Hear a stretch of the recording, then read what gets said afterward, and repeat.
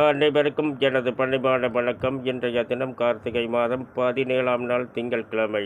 இன்றைய சந்திராஷ்டம ராசியாக வருவது மேசராசி மற்றும் ரிஷபராசியாக வருதுங்க.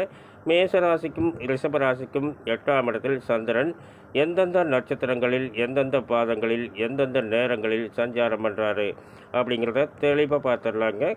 காலை 9:25 வரை கேட்டை 3ஆம் பாதத்திலும், பிற்பகல் 3:46 வரை கேட்டை 4ஆம் பாதத்திலும், இரவு 10 மணி வரை மூலம் முதல் பாதத்திலும், இரவு 4:14 வரை மூலம் 2ஆம் பாதத்திலும், நாளை காலை 10:28 வரை மூலம் 3ஆம் பாதத்திலும் சந்திரன் சஞ்சாரம் பண்ணுறாருங்க. இந்த சந்திரனுடைய சஞ்சாரம் அதாவது மேசராசியிலும் ரிஷபராசியிலும் இருக்கக்கூடிய நட்சத்திரங்களுக்கு எந்தெந்த நேரங்களில் சந்திராஷ்டம நேரங்களாக வருது அப்படிங்கிறத தெளிவாக பார்த்துடலாங்க. காலை 9:25 வரை பரணி 4ஆம் பாதத்துக்கும், பிற்பகல் 3:46 வரை கிருத்திகை முதல் பாதத்துக்கும், இரவு 10 மணி வரை கிருத்திகை 2ஆம் பாதத்துக்கும், இரவு 4:14 வரை கிருத்திகை 3ஆம் பாதத்துக்கும், நாளை காலை 10:28 வரை கிருத்திகை 4ஆம் பாதத்துக்கும் சந்திராஷ்டம நேரங்களாக வருதுங்க. சந்திராஷ்டம நேரம் அப்படிங்கிறது பார்த்திங்கன்னா, அதாவது அவரவர்கள் பிறந்த பாதத்துக்கு மட்டும் பார்த்தா போதுங்க.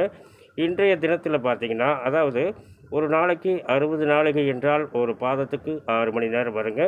60 நாளிகைக்கு மேலே வந்தால் 6 மணி சில வினாடிகள் வருங்க, சில நிமிஷங்கள் வினாடிகள் வருங்க.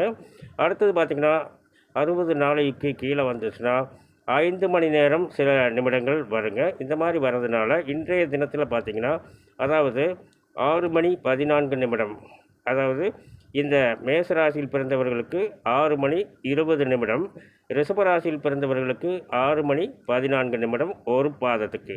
நீங்கள் எந்த பாதத்தில் பிறந்தீர்களோ அந்த பாதத்தில் 6 மணி 20 நிமிடம் மேசராசியில் பிறந்தவர்களுக்கும், ரிஷபராசியில் 6 மணி 14 நிமிடம் ஒரு பாதத்துக்கும் இருப்பதால் நீங்கள் எந்த பாதத்தில் பிறந்தீர்களோ அந்த நேரங்களில் மட்டும் கவனமாக இருந்தால் போதும்.